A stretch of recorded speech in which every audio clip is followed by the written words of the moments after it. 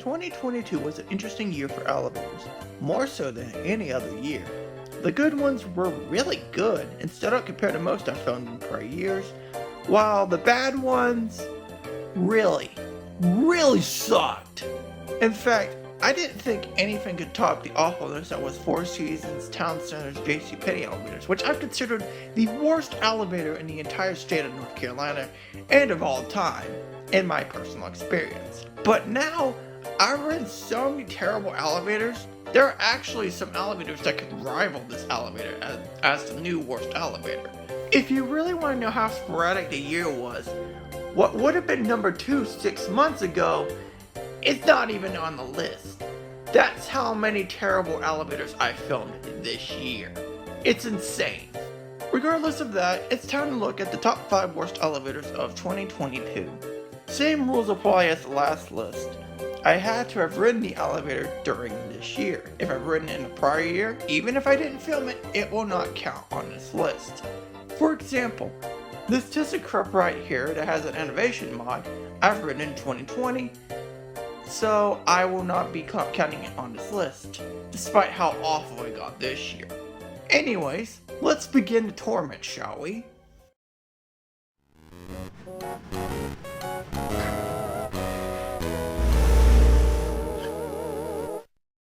A good lesson I learned this year when it comes to elevators is to expect the unexpected. And I've had to learn this lesson several times now. But this was a very interesting case for a number 5 spot. I watched a video of a Kone elevator at a parking garage from TJ Elevator Fan. And I thought I would go ahead and check up on it and see how it's doing 10 years after it's been originally filmed. Oh, I was not prepared for what I experienced. Number 5 is basically a combination of what happens when you have a bad location in a pretty rundown area and improper and shitty maintenance. For one, there is graffiti everywhere in the cab. If I didn't disclose the location of this elevator, you might have thought it was part of a metro station, and you wouldn't be wrong.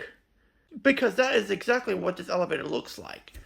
A crappy, rundown metro elevator. So not only is there graffiti all over the cab, this thing is super glitchy. When I filmed the first clip of this, the elevator wouldn't go anywhere. I ultimately had to get out of the elevator because I figured that it was probably broken down, but apparently just went up after the elevator closed for the second time.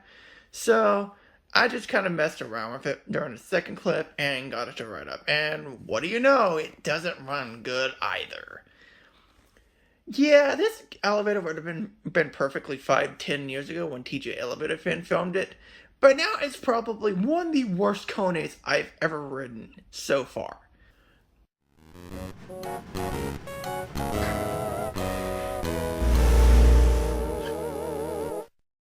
This is yet another very unfortunate case, because I honestly wanted to like these elevators, but there's a major problem that straight up ruins this. Let's talk about the good things. Look at the variety of fixtures this has. It has Mad BP Moon, it has those newer ThyssenKrupp lanterns, it has some interesting dot matrix indicators, it has the Dover up and down chime for the floor paths, and it has Dover VR buttons. Sadly, this is all the quote-unquote good this elevator offers. These run like hot garbage. These things sway way too much. Even with one person in the elevator, this thing sways like crazy. It honestly feels unnerving riding these elevators because you feel like the cables are going to snap because of how much these things weigh. Oh, and the one I didn't film was even worse. The door was constantly banging on every floor we passed, so yeah, these things are inevitable for constant breakdowns and stuff. But here's the thing, I can't really blame ThyssenKrupp for this, which I know is a miracle considering how much I like to rag on ThyssenKrupp, mostly with their awful modern mods. But I can't even blame them here. This is the fault of the hotel itself, thinking that 2 elevators for a large amount of floors was a good idea. And the bad thing is, Tower 1, which I have yet to film, so who knows, they might end up on next year's worst list, is apparently just as awful as these. So I'm going to be looking forward to filming those when the time eventually comes next year. Or any other year I decide to film them. But this is what happens when you think 2 elevators for a large amount of floors is a good idea. A lot of breakdowns will be coming.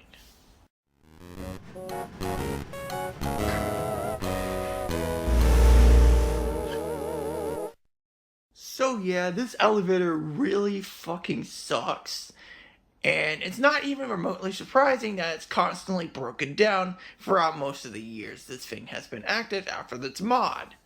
I don't know what this was before the mod, but the mod didn't do jack shit to fix any problems it's had.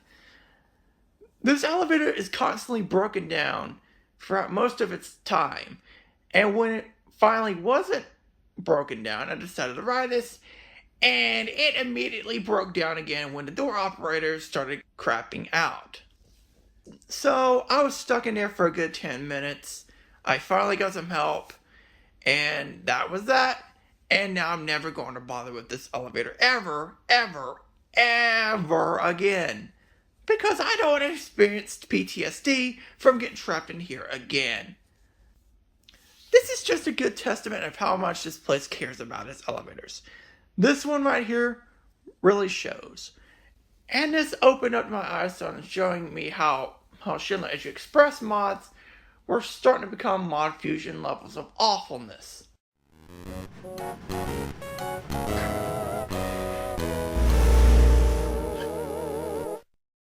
If anyone has ever been to Myrtle Beach, no matter which part, whether it's the main portion or North Myrtle Beach, the elevators are varying degrees of quality.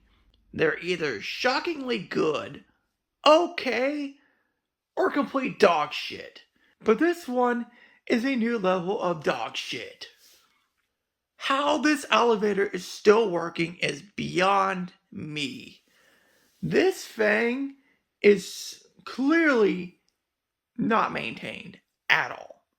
So when I boarded this elevator, I discovered this PTL mod by Southern Elevators. Southern Elevators is pretty hit or miss with its quality. Even some of their really old stuff can be pretty shit sometimes, so, depending on how well they're taking care of it. But this is clearly their worst elevator, by a long shot.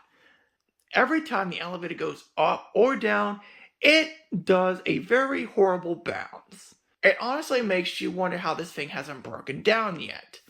Not only is it really bouncy, like dangerously bouncy, this thing is slow as balls. This makes a Lula look like a cheetah in terms of speed. But the real problem comes when I discovered the main issue with this. This thing hasn't been inspected since 2018. Yeah, this elevator isn't cared for, and I'm very shocked this thing hasn't been broken down for years now. This thing is just awful. Stay away from this elevator. And this is currently the worst elevator of the entire state of South Carolina.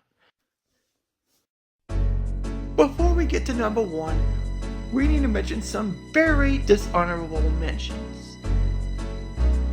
Originally when I filmed this elevator, the only crime this thing committed was being super boring. But a few months later when I filmed this on a live stream, I almost got trapped in this elevator because the door interlock crapped out. Thankfully, after about 20 to 30 seconds, the elevator went up.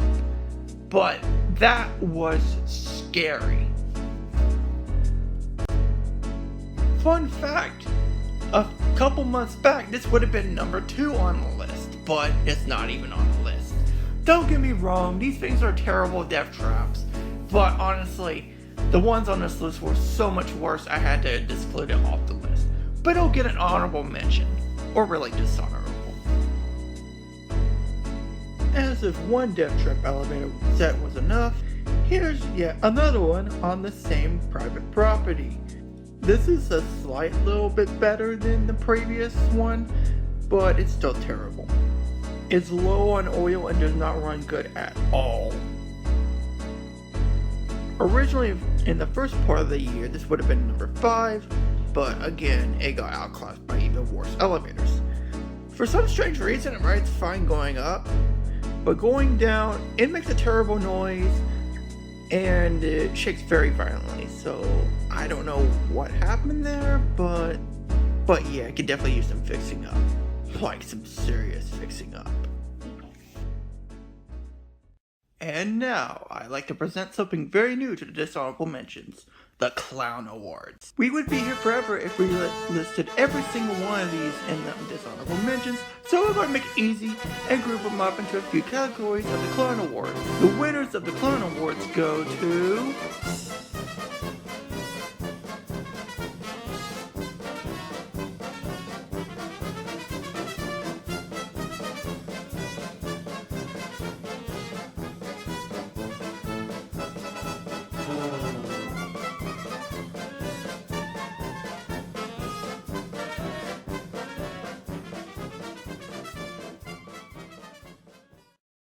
Now that all that is over, let's find out what the worst elevator of the year goes to.